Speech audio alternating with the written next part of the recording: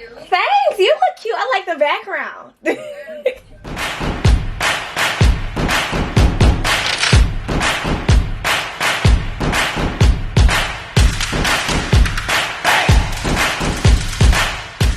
Hey, it's me, Dymond Lachey, and I am back with another video. Today's video is part of the Slay of the Week series. Today's girl boss is Paris Dior, who is a hairstylist, an entrepreneur, and girl, she be slaying lace. I'm so happy to have her here today. Without further ado, let's just get into the interview with Paris Dior. Whoa. Quick disclaimer, this is future editing me taking this intro because I forgot to do one. So yeah, let's just get to the video. Alright, you guys, it's Dymond Lachey here, and we have Paris Dior here, and I'm super excited for this interview, and y'all are too. She is a hairstylist, a wig designer, and so much more. Paris, introduce yourself. Hi, everybody.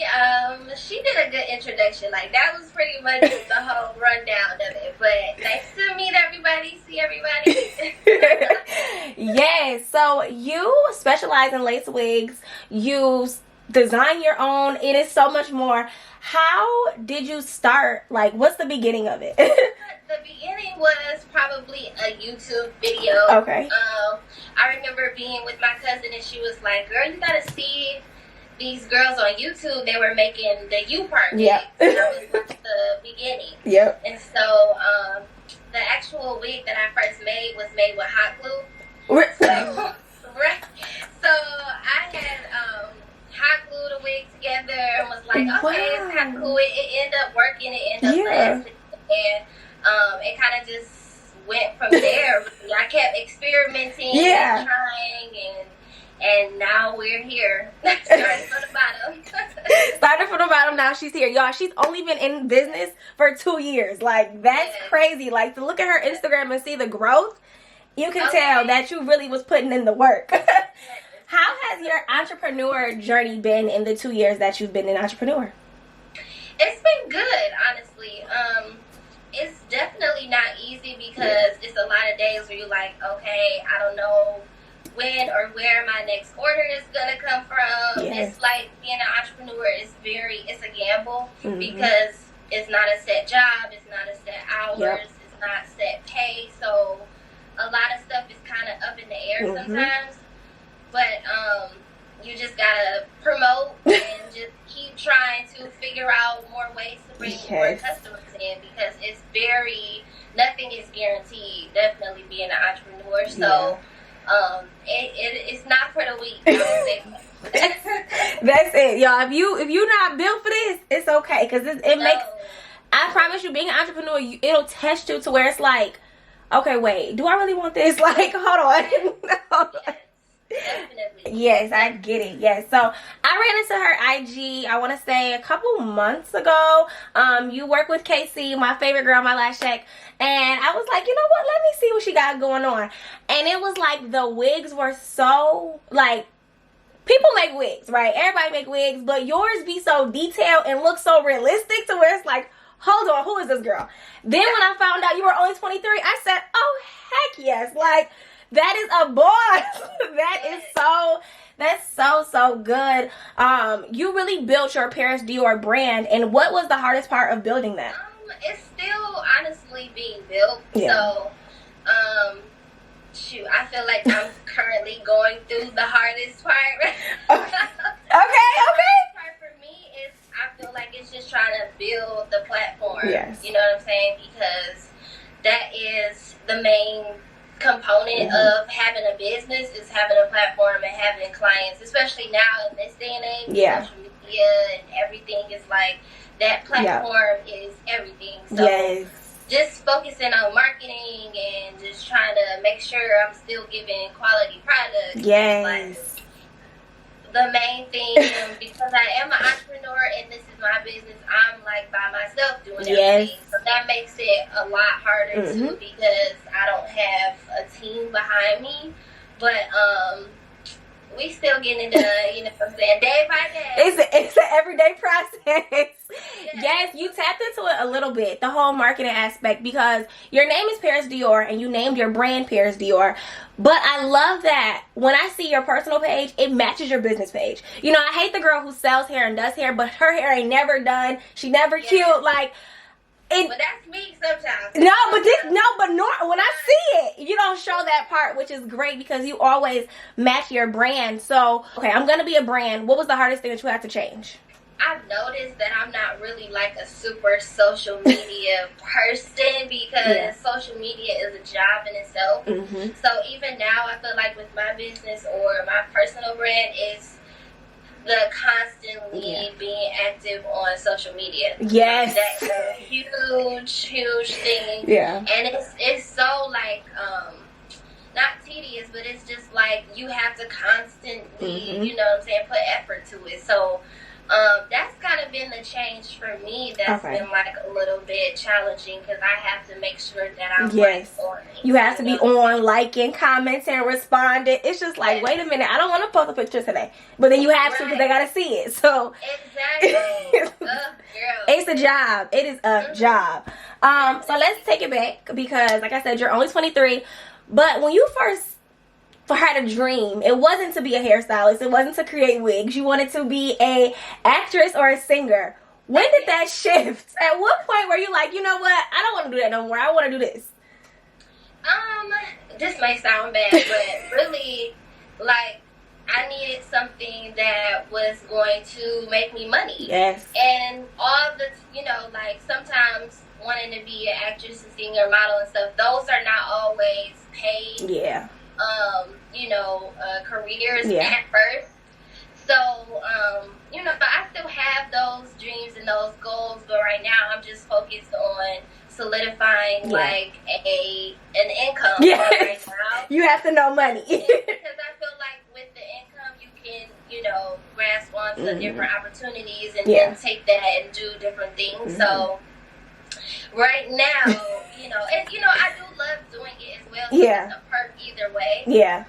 But that's the main reason why I'm so focused on this right now, because I do want to have a brand and not just be, you know, one dimensional. Yes, that is so good. Yes, we love to see it. Okay, wait. So you said you learned from YouTube. Did you have any skills before that pertain to doing hair? Did you know before 2 years ago, like I can do hair, like, or no? Yeah, I've always pretty much done my hair. And my sisters and friends and stuff like that. Like, I knew the basics.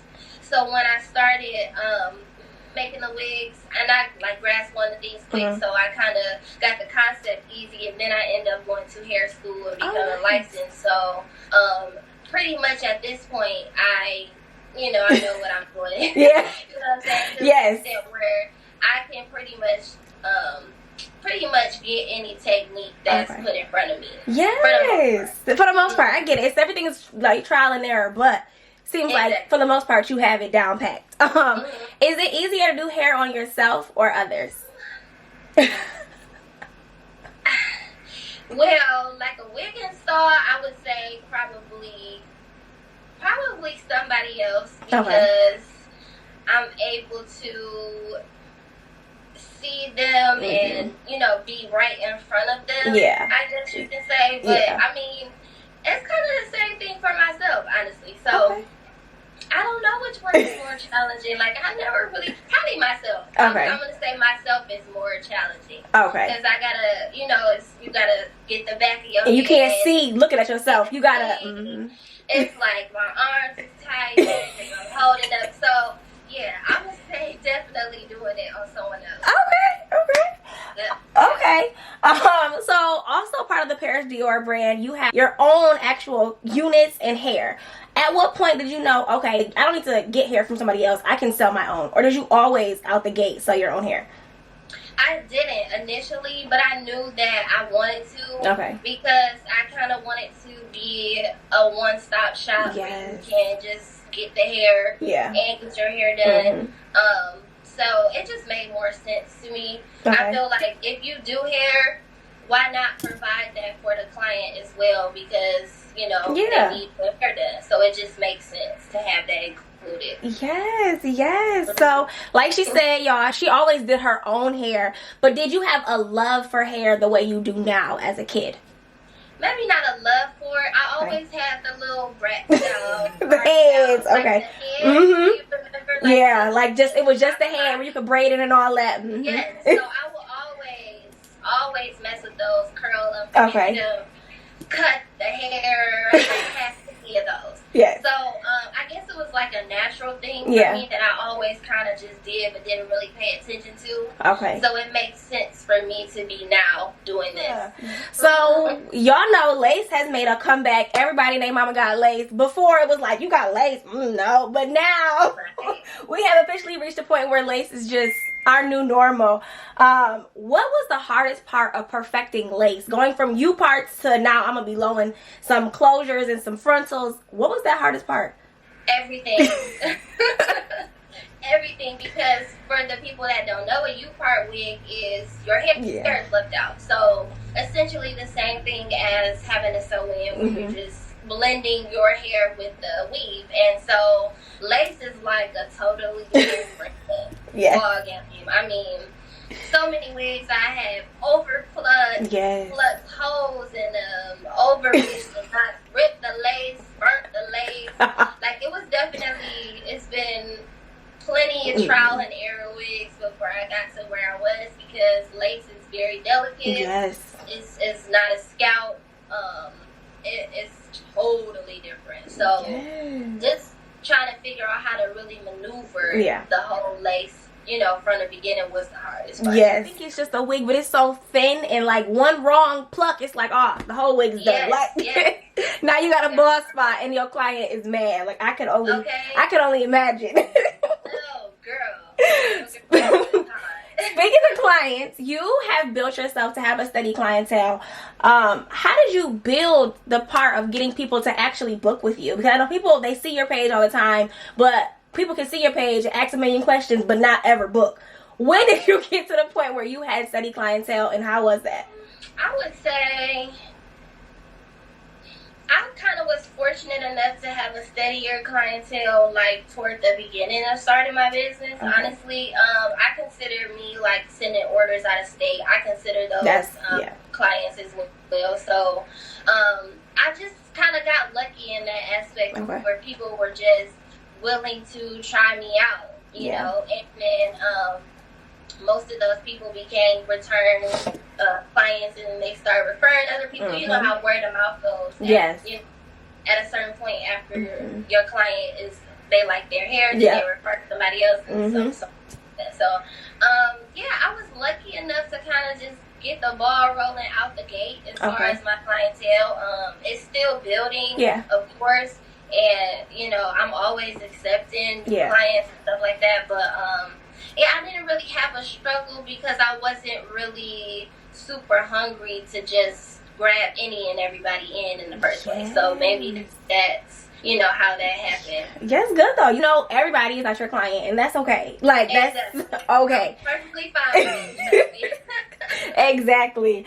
So not only do you do hair, you also have a YouTube channel, y'all. She got a couple videos on there besides hair. You can see the person. I'm a struggling channel. It's okay because you got the person behind the brand. What made you want to start a YouTube channel? You know what? I had YouTube. This is probably like my big time attempting YouTube, because I've had channels like, well, it's been the same channel, but I kind of revamped it, revamped it, and it's like the consistency of YouTube on top of everything else that I'm trying to have going on. It's like so challenging. I want to do YouTube so bad, it looks so fun, and all the YouTubers, but it's just the consistency is the thing that's like really getting me right now with that. You're gonna get it. We got faith in you. You got it. Yes, girl. Let's pray it into existence. You got it. So earlier we talked about how being an entrepreneur is hard, and it has its highs and it has its lows. What is one thing that you think anybody needs to be a businesswoman? I would say probably just perseverance to keep going, because it's gonna be very discouraging. It's very hard. A lot of times, like I said, you just don't know where your next order is gonna come from. So definitely, just my advice would just be to keep going and not quitting would be the main thing I would tell someone else. Yes. So you also started off just making wigs. Did you always want to put the wigs on, or did you initially just say, I just want to make wigs and ship them out? No, they were definitely for me. They were for me and like family, friends. I would just make them and then have other people try them on and experiment with them. And then it kind of went from there, like, oh, well, you know, maybe somebody else somewhere else would like these too. Yes. So y'all, like I keep saying, because I just can't believe she's only 23. Like, to be 23 is such a boss at a young age. I just cannot wait to see how you are at 25, 26, right? Even 30. Jesus. How do you balance your business life and your social life? When you're 20, in your 20s, you still want to have your friends. You still want to, you know, have a relationship. You still want to hang out. But how do you balance that? I only hang out on the weekends. Okay. So was that intentional, or is this happens? You know what? Actually, because my one friend, she had me out on like Sunday. Okay. Then we went out on Monday. Then we went out on Tuesday. And I'm like, okay, man. Like, she will have me hanging out every day of the week. And so, it's not hard for me to balance both because I kind of have a smaller circle anyway. Okay. So, if I rather my friends be kind of busy working and then, you know what I'm saying, it's kind of like we'll catch up with each other, we catch up with each other, we see each other. So it's not really like a pressing thing if I'm not at the club with them or at the parties with them, because, you know what I'm saying, it's like I'm working, I'm trying to get this done. So I never really had a problem with that. Okay. Like balancing my social life with my business, because my business is always gonna come first, and that's probably not that might not be the best thing, but it worked for me. You're at a point where right now in this season it comes first, and that's okay. Like having friends who understand, like, hey, you know, I can't hang out today, and they're not like, oh, well, why can't you? They understand because they're just as busy. Yeah. So that helps when you have people who around you who are also busy. Because if you're the only one busy, then it's a problem. Okay. So let's go back to the beginning. When you first started, how did you deal with people not believing in you? I kind of just ignored it. I knew what I wanted to do, how I wanted to do it originally when I started this venture. So anybody that was like a naysayer or wasn't showing me the support that I wanted, I really didn't acknowledge it, really. Okay.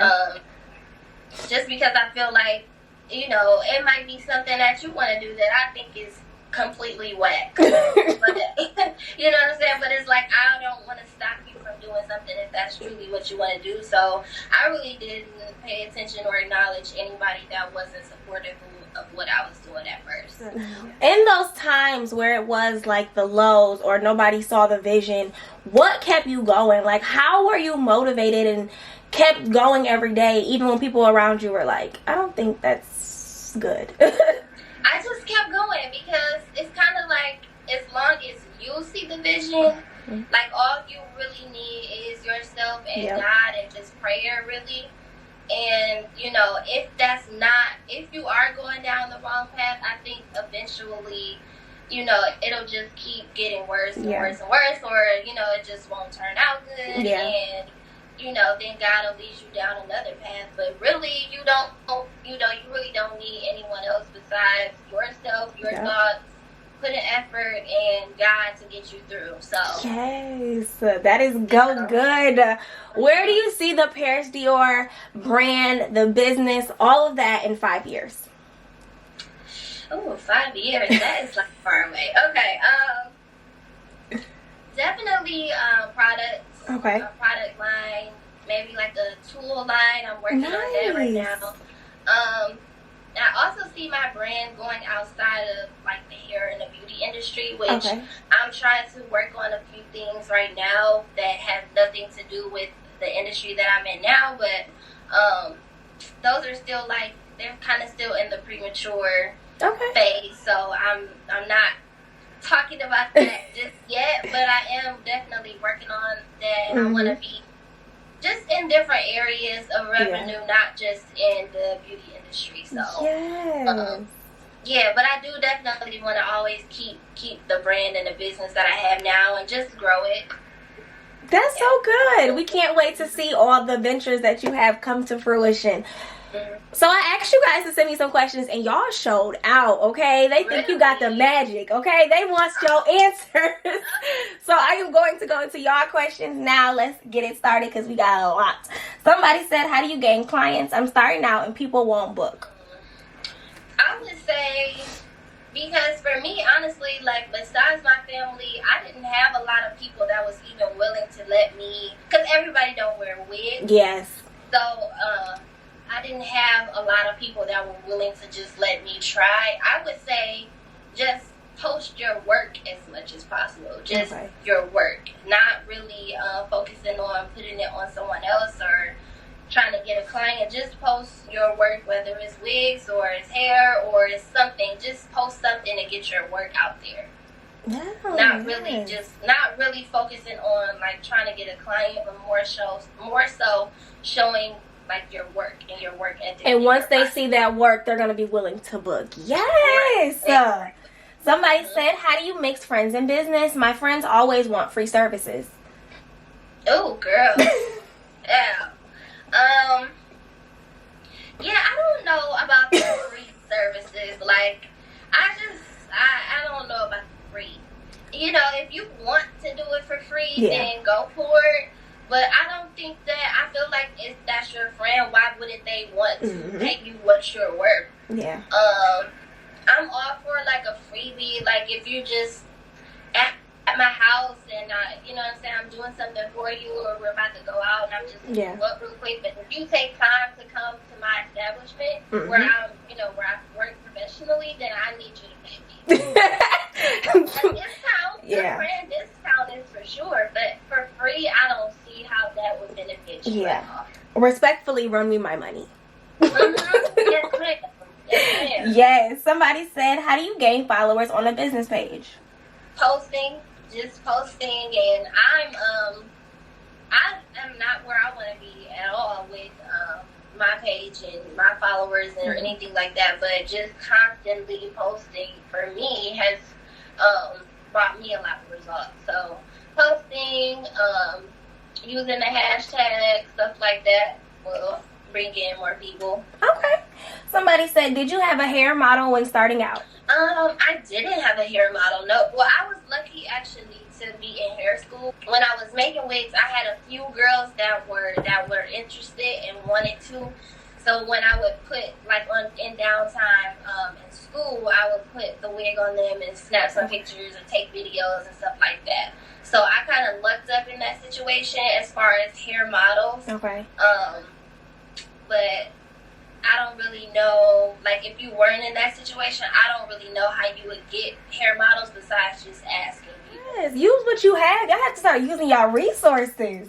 Yeah. I mean, because there's people that don't really want to pay much or, just are willing to let people experiment. So just ask. Yeah, can't hurt to ask.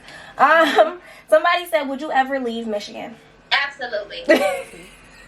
Yes. Yes, 1,000 times yes. Get me out of here. Yes. Somebody said, how do you get your lace to lay so flat? One tip. One tip is you want to make sure that the cap fits correctly. If the cap fits, then your lace will just lay flat on its own. Okay. Somebody said, I'm a nail tech who works a lot. My boyfriend says he wants more time. What would you do? Can a girl have it all? Oh, gosh. The boyfriend. Like, I kind of just want to be like, what does he... I mean, right now it's the pandemic, so what does he want more time to do?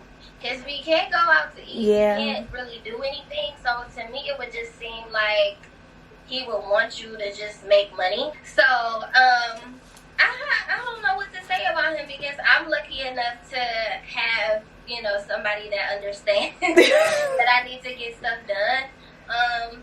But for him, I mean, you can squeeze him in after you're done, and he just needs to understand. Yeah. He needs to understand that you're trying to run it up. That's it. That's all. Somebody said, who do you look up to? Definitely my mom, for sure. Okay.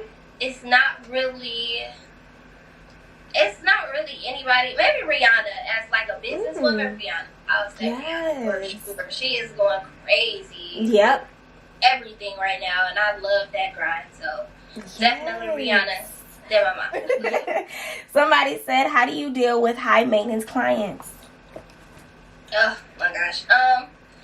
You just do what you can to make them happy.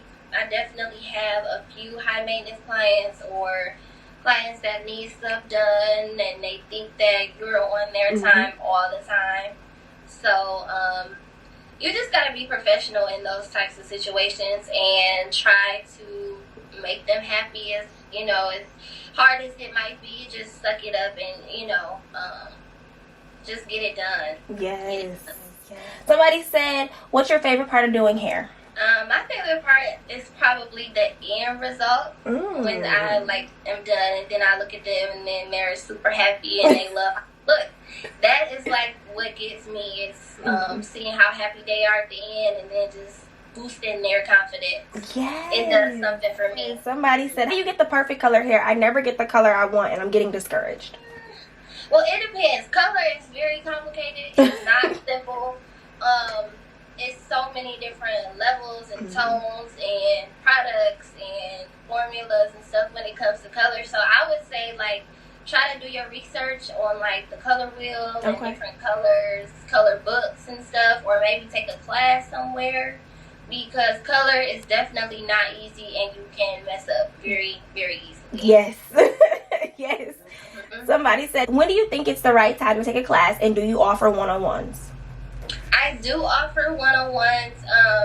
I'm going to actually be offering those a lot more frequently next year. COVID kind of just threw everything off where I'm just like, we're going to try again next year. So, I will have more one-on-ones next year. And I would say, why not start initially taking classes? Honestly, if it's a certain technique you really want to learn, I would take a class ASAP. Start with that and then you don't have to worry about the whole messing up process. The whole trial and error. Skip it. Yeah. Don't waste your time or money. Just spend the money on the class. Yes. Somebody said, "Do you study other hairstylists or no?" Not really study. I just look.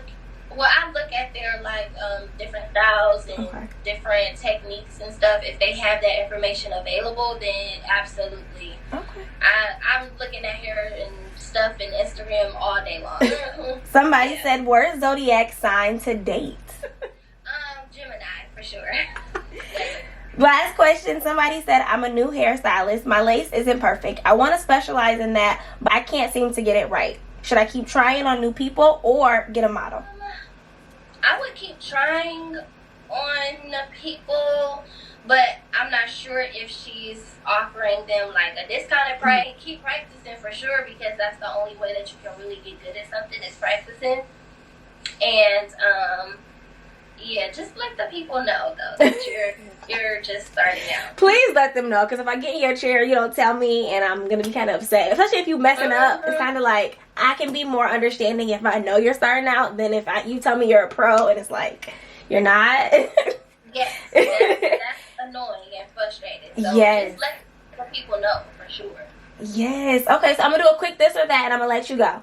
So, coffee or tea? Coffee. Oh gosh, that's so hard. I just had tea this morning, but I love coffee, so I'm gonna say coffee. Morning or night? I'm a morning person now, so morning or both. I don't know. Okay, next. Morning. Okay, R&B or hip hop? R&B. Instagram or Twitter? Twitter. Light or dark liquor? Dark. You want wealth or you want love? I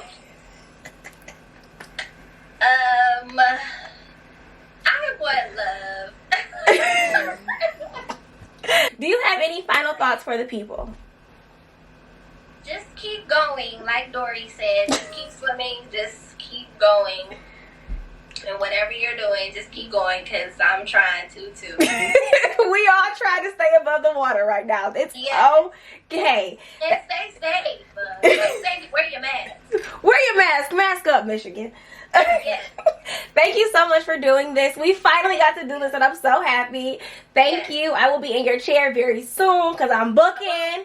And yes, I will have all her stuff below. She is so sweet. We have to keep her going, y'all. We have to keep supporting our sisters because you just don't know. You don't know what they're going through. So let's get it going. So thank you so much. Thank you. You're welcome. Okay. Bye-bye. All right, bye-bye. Thank you so much for watching my interview with Paris Dior. You see her perseverance and her sticking to her skill really led her to the place where she is now. I'm so happy to have talked to her. She's only 23 and I cannot wait to see to what she becomes in the future. So yeah, I'm gonna have all her information down below. Like, comment, and subscribe, and I will see you in my next video.